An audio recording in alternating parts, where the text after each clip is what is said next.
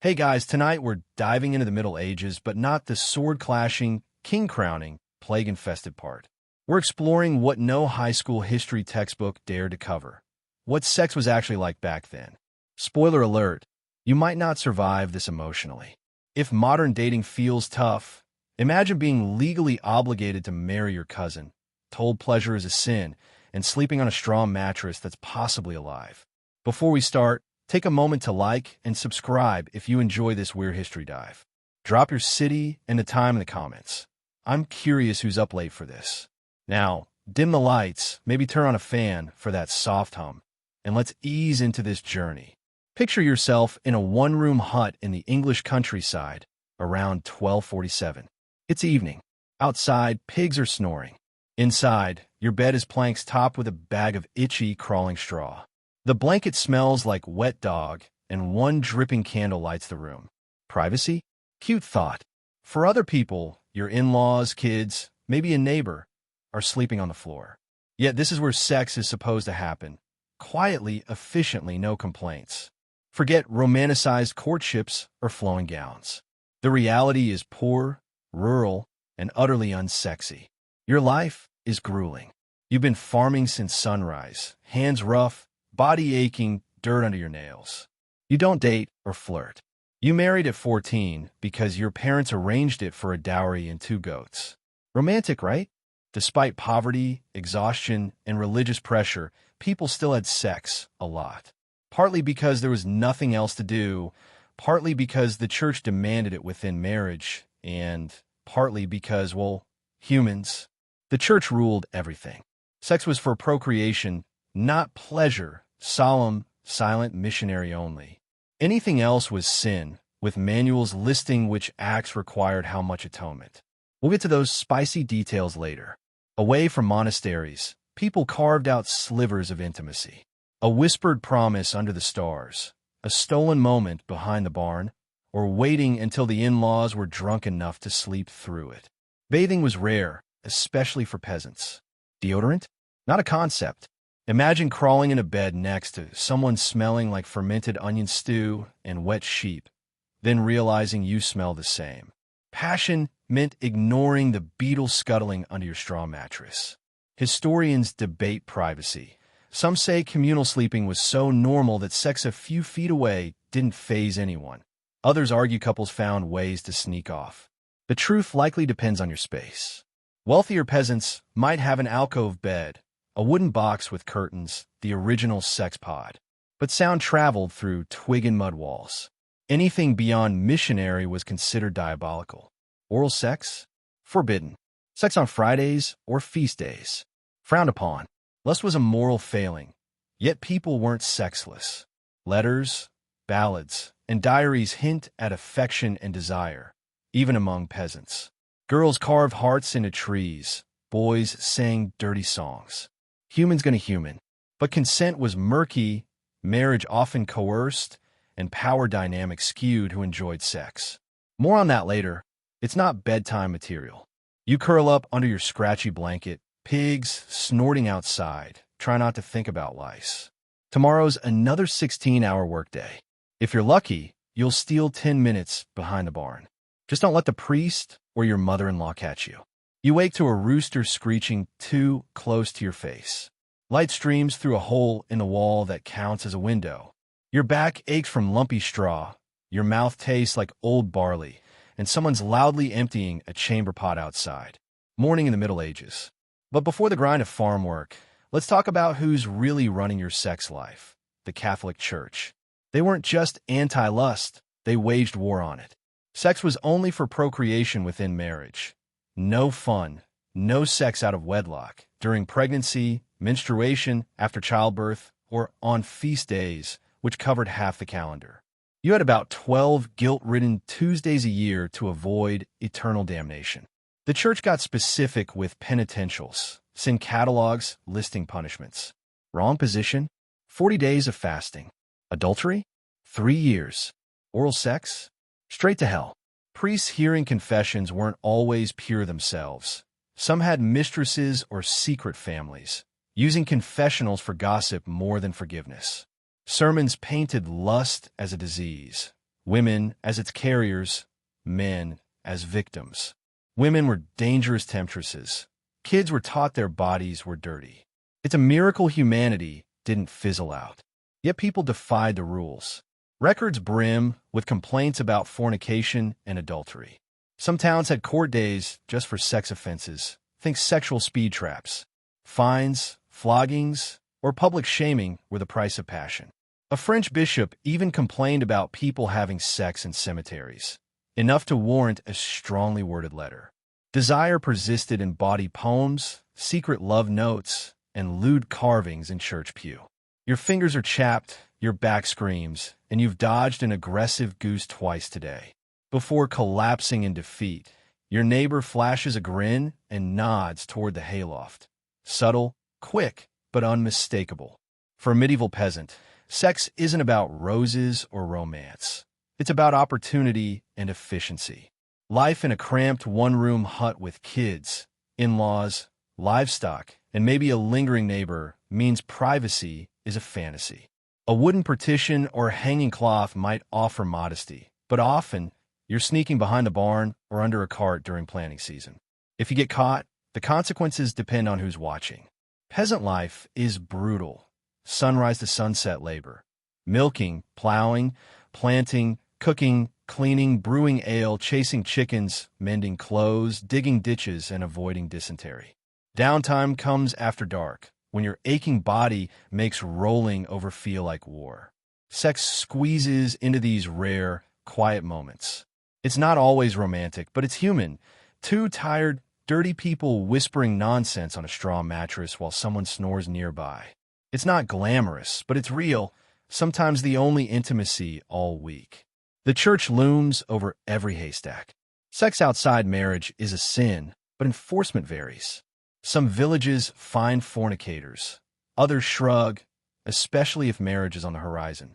An out-of-wedlock pregnancy, though, brings trouble. Illegitimacy matters due to property and inheritance, even for peasants with little to inherit.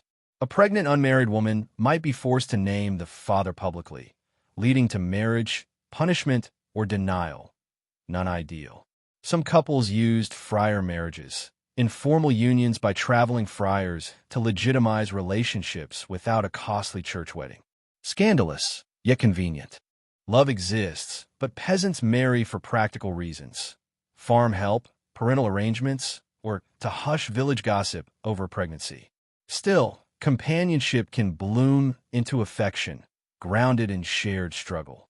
Songs and stories hint at earthy romance, like thanking your spouse for not letting the cow crush your foot.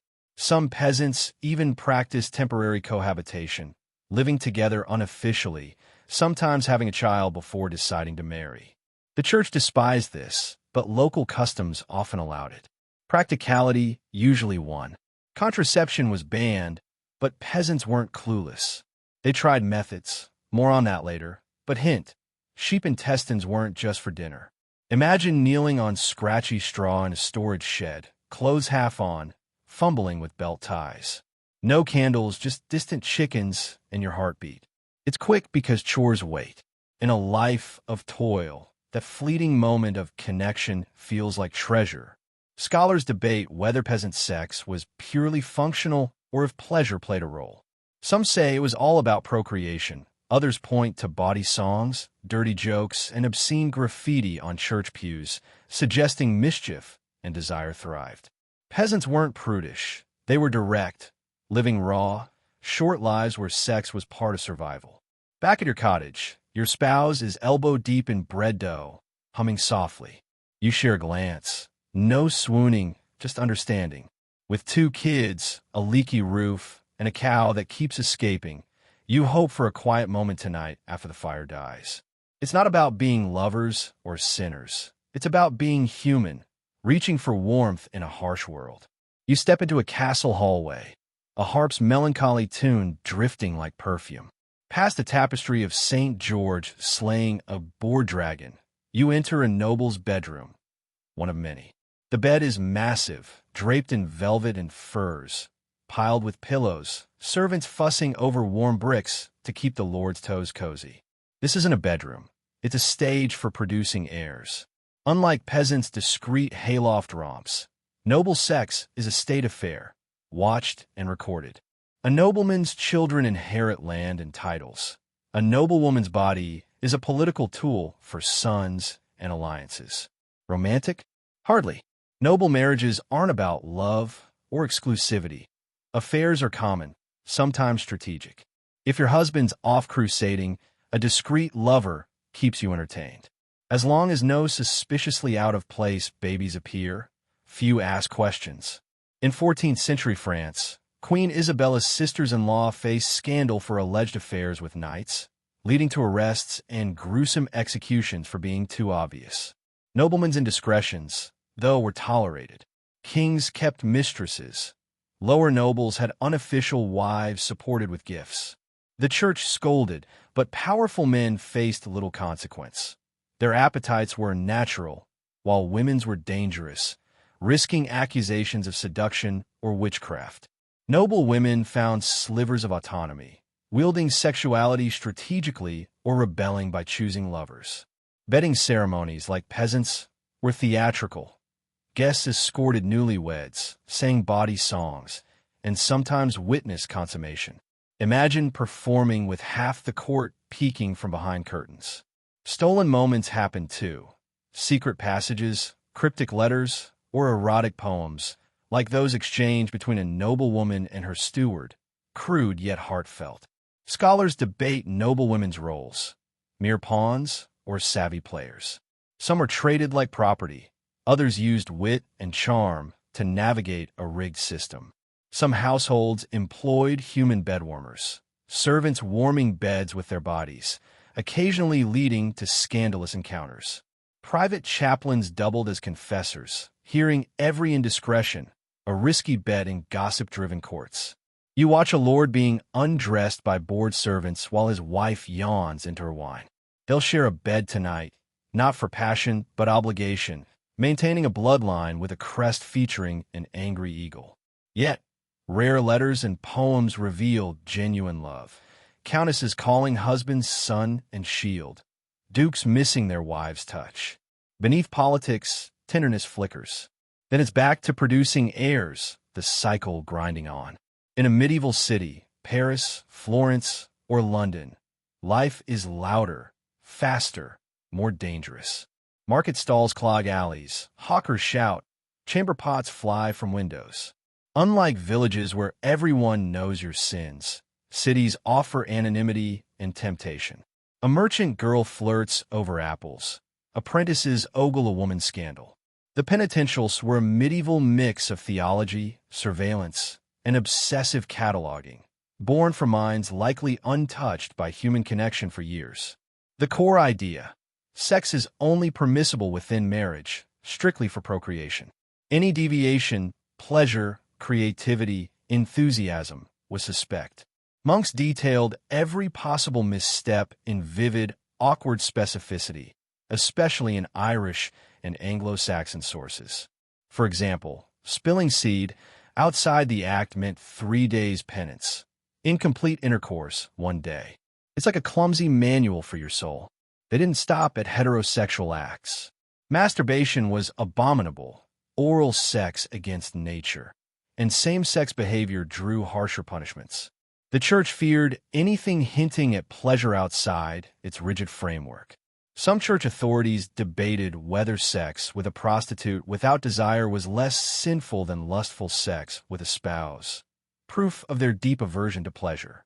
Penitentials guided priests in confessions, not always meant for public eyes, but their existence, copied and distributed, shows the church's role as moral micromanager. People faced real punishments: fines or fasting for creative couples, weeks to years of penance for impure thoughts. Suspicion alone could ruin you. You had to act and appear sinless. God and your confessor saw all, leaving no private life. Enforcement varied by region, priest, or era. Some were strict, others lenient, more concerned with mass attendance than bedroom sins. Progressive theologians argued marital intimacy could be a divine gift, but fire and brimstone voices dominated. Scholars debate whether people internalized this guilt or shrugged it off, finding loopholes. Desire persisted, whispered in the dark, scribbled in margins, or coded in folk songs. The rigid rules made it thrilling, taboo, dangerous, alive. You closed the penitential, its pages reeking of mold and moral panic. Somewhere, a couple breaks 3 rules, unconfessed, because no chart can contain human desire. You enter a cottage where a sharp-eyed midwife chops roots on a cluttered table, surrounded by herbs, twine, and a dubious rabbit's foot. She's not old or frail. She's quick, authoritative, and knows more about sex, birth, and scandal than any priest. Midwives held secret knowledge, barred from libraries but vital in every village. They delivered babies, treated infections, and heard every confession: pregnancies before weddings, crude condoms, rashes not from divine wrath. The church needed them for birthing rooms. Men weren't allowed, but distrusted their unsupervised power. Midwives knew herbs to ease labor or end pregnancies, making them both essential and dangerous. She brews a bitter potion, correcting your posture as she works. Midwives were sex educators, counselors, healers, even sorceresses, offering teas and options for panicked girls. Historians debate how much reproductive control women had. The church banned contraception, but midwives used pennyroyal, rue, or wild carrot. Risky, sometimes deadly, but real. Accused of witchcraft if a birth went wrong, midwives blended folk magic with Christian rituals, inviting suspicion. Yet they were trusted, non-judgmental figures, guiding women through brutal childbirth with no anesthetic, rotating breech babies, stopping hemorrhages, or preparing bodies if mothers didn't survive. Some midwives inspected brides' virginity for noble families. Medically dubious, but socially critical. A failed test could mean disgrace or worse. The midwife's word was law. She pours a bitter brew for a pale girl, whispering instructions. Whether it's for contraception or pain, the midwife's expertise is undeniable, a quiet rebellion against church dogma. She's why women survived childbirth, or avoided it, her knowledge outstripping any theologians.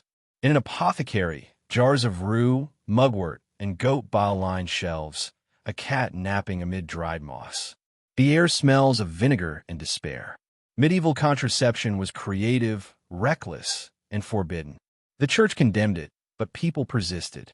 Herbal pessaries, wool soaked in vinegar or mashed dates with resin, were uncomfortable and iffy. Animal intestine condoms, tied with ribbon and reused, were costly and crude, used more by sex workers to avoid disease than for birth control. Potions of pennyroyal or mercury range from effective to lethal, the line between contraception and poison thin. Women, married or not, sought these methods to limit families in a world demanding endless pregnancies. Midwives passed down forbidden recipes, whispered, never written. Caught, you risked witchcraft accusations, yet demand persisted. Some methods were bizarre, backward prayers or knotted cords tied under specific moons, blending faith and magic. Scholars debate how widespread this was. Some say women had little control, others argue midwifery and oral traditions formed a resistant culture. A noblewoman might use discreet herbs. A peasant relied on a neighbor's whispered remedy. Even sympathetic priests or nuns occasionally looked the other way, knowing the toll of constant pregnancy. A woman slips away with a cloth-wrapped bundle. Its purpose unclear, contraception or cure, but it's a quiet act of defiance in a harsh world. A bride-to-be stares into a bucket, smoothing her hair, nervous for a wedding. Virginity, female virginity, is an obsession. Its currency, proving purity and ensuring legitimate heirs for land and alliances. Men face no such scrutiny. Their experience is tolerated, even expected. A non-virgin bride risks annulment, disgrace, or worse, her family losing dowries or status. Medieval anatomy myths, like a virginal seal breaking with blood, were unreliable, and women knew it. They faked proof with pricked fingers, animal blood, or red wine, displaying stained sheets to cheering relatives. Failed attempts led to court disputes, shaming, or disappearance, with husbands often favored. Virginity tests, especially for nobles, were invasive and meaningless, decided by midwives who might bend the truth. The Church exalted virginity as holy, yet saw it as a dangerous temptation, urging marriage or convents to control it. Women bent the system. Some had premarital sex undetected. Others used herbs to restore virginity, or, like Marjorie Kemp, claimed spiritual celibacy. Noble women leveraged influence to dodge consequences. Men's virginity was rarely questioned, revealing the system's bias. Scholars debate how widespread these pressures were for peasants versus nobles, but the weight of purity was universal. The bride ties a ribbon for luck, hoping her hidden blood packet secures her future. In a monastery garden, two scribes' fingers brush over a scroll, a fleeting, risky moment. Same-sex love in medieval Europe was forbidden, labeled sodomy, a vague, mortal sin encompassing many acts. Yet it persisted in margins, letters, and whispers. Monastic life offered cover for deep male bonds, sometimes crossing into physical intimacy, punished variably. Nuns' letters reveal tender, coded longing, like a 14th-century pair separated after discovery. Medieval people didn't define sexuality as we do. Desire was judged by actions, not identity, allowing fluidity, but also arbitrary ruin. Poets like Richard Rahl blurred admiration and desire, while women's close friendships were less scrutinized and less explicit. Manuscripts hide coded queer images, embracing monks or suggestive rabbits in margins. Occitan troubadour poems voice male-male longing, perhaps masked as art. Scholars debate whether we project modern labels or erase real desire. Both views hold truth. Inquisition records show brutal punishments, torture, execution, yet love endured. In Florence, an office of the night prosecuted hundreds. Two scribes steal glances, perhaps destined for letters or a rare corner of peace, their story a fragile thread in the medieval tapestry. In a courtyard, a nobleman reads poetry to a lady, both restrained by courtly love's rules. This sexless, romantic ideal, knights pining for untouchable, often married ladies, was a male invention, born in 12th century France under patrons like Eleanor of Aquitaine. Troubadours sang of unconsummated desire, governed by codes like Andreas Capellanus's, insisting love thrives in secrecy and suffering, not marriage or satisfaction. It's repressed, poetic, and oddly beautiful. If you've ever felt friend-zoned at a Renaissance fair, courtly love explains why. Unlike the Church's suspicion of passion, especially outside marriage or without procreation, courtly love sidesteps sex not for sin, but because it was mundane. Consummation ended the magic. The poem stopped. The longing faded. This made desire a noble, holy suffering. More pain, more purity. But not everyone played by the rules. Behind the poetic gazes, real affairs happened. Knights and ladies slipping behind curtains or straying during hunts. Some were passionate, others calculated, occasionally ending in scandal or exile. Take Lancelot and Guinevere. Their Arthurian love, steeped in tortured devotion, mirrors courtly ideals. Their affair, though, destroys Camelot. Love disrupts order, sex taints purity, a classic medieval moral. Some noble couples balanced long-term affairs with public restraint, their letters dripping with tearful metaphors and veiled references to real liaisons. One countess likened her lover's voice to chapel bells, worshipping at his altar in dreams, poetic or a clumsy euphemism. Courtly love gave noble women rare power. As unattainable ideals, they controlled the narrative, encouraging or rejecting suitors. In reality, rejecting a powerful man could bring punishment, but within the game, she reigned. Scholars debate if courtly love was mere literary fantasy or shaped real relationships. Some see it as escapism for those in arranged marriages. Others say it reinforced hierarchies. Admire, don't touch.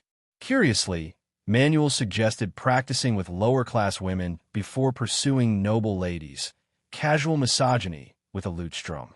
The church, torn between approving chastity and condemning extramarital lust, preached against it while priests secretly copied the poems. In the courtyard, the nobleman's face reddens reciting rose-laden verses. The lady yawns, tossing him a handkerchief. He beams as if he's won a kingdom, but in courtly love, the ache is the point, the suffering the story. Sex is either unattained or unsatisfying, a pedestal too tall to climb. You enter a brothel, marked by a lopsided heart placard, smelling of lavender, bread, and burnt candles. A woman in crimson chats with a man not here for a room. Surprisingly, in medieval cities like Paris or Lubeck, prostitution was legal, regulated, and taxed. Brothels were municipal institutions, inspected for cleanliness, with sex workers wearing yellow veils or striped hoods as branding. Inside, candles glow, lutes play, and women skilled in conversation, medicine, or song offer escape, not just sex. They entered the trade from poverty, widowhood, or necessity, some earning enough to retire or buy property, though most lived precariously. In 15th century Nuremberg, brothels offered days off and physicians, even public funds for repairs. Yet sex workers were neither criminals nor citizens, barred from court testimony or inheritance, unable to rejoin decent society. Brothels were social hubs for gossip and music, with women forming tight communities, enforcing rules like no violence or haggling. Scholars debate if regulation empowered or exploited them.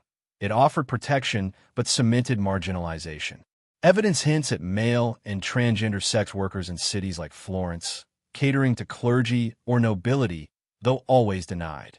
Beatrice, a worker, jokes with a client, spots lice, brews contraceptive teas, and leads him behind a curtain. The watchman ignores the heart sign. Some priests warn that sex before a woman's churching risked a man's potency or soul, a real mood killer. Yet people found humor in it. Folk tales tell of clever wives tricking husbands into waiting. One set her bed ablaze nightly to deter advances. Another hid a crucifix in the sheets, claiming a touch would turn her to stone. Humor was a medieval lifeline. Churching faded as a strict ritual but lingered culturally, with echoes in modern postpartum customs, minus the demon threats. At the bedside, the exhausted mother sleeps, her newborn quiet. Her husband, hands ringing, obeys the sacred pause. Outside, a bell tolls as the sun dips, and a fragile peace settles in the room. The Black Death in 1348 changed everything. The stench of decay clings to beams, straw, and air. Taverns hush, brothels shudder, church bells warn rather than welcome. Sex became a casualty of fear. Touch was lethal, a shared bed a gamble. Many abandoned intimacy, but others embraced reckless hedonism, indulging as if death was certain. In Siena, a notary described young people flocking to pleasure houses, defying shame in a defiant stand against mortality. Flagellants, meanwhile, whipped themselves bloody, blaming sex for divine wrath, condemning even marital acts without procreation. The Church, reeling from dying priests, doubled down on purity, labeling the plague as judgment for carnal sins. Yet priests broke celibacy, some claiming vows void in chaos. Social order crumbled, widows remarried quickly, orphans became targets, and coercion thrived. Marriage became strategic. Who could provide food or safety? Still, some couples clung to intimacy for comfort, holding hands in grief. A husband's letter speaks of longing for his wife's breath, not lust but solace. Scholars debate whether the plague sparked cynicism or deepened repression, likely both. Desire didn't vanish, it smoldered waiting. In a monastery scriptorium, a loose page reveals a risque drawing, entangled figures, far from holy. Medieval manuscripts weren't all sacred. Amid prayers, marginalia hid jousting rabbits with phallic lances or nuns swatting men's backsides. These were jokes, moral jabs, or bored scribes' indulgences. Texts like the Romance of the Rose veiled erotica in allegory, debated as theology or smut. Clergy, supposedly celibate, copied these works. One monk's treatise on lust followed vivid tales of desire. Same-sex hints appeared, cloaked as loyalty or myth, like knights sharing beds or women exchanging cloaks. Saints' lives, like Saint Pelagia's, lingered on her seductive past. Universities buzzed with fabliaux, bawdy tales of cheating wives or lecherous priests. A monk hid dirty poems in a Bible. Another scribbled boredom for his lover. Scholars argue whether this was elite mischief or widespread culture. The church condemned, but often indulged, a moral double life. The drawing's shocked onlooker mirrors your surprise. A scribe's cheeky confession, proving medieval minds were as dirty as ours. In a candlelit court, silk rustles, and a lute hums amid Latin and slurred German. Here, sex is politics, not passion. Royal marriages were land deals. Princesses traded for treaties, often betrothed young. Bedding rituals ensured consummation, with priests and relatives cheering. Failure to produce heirs risked annulment or exile.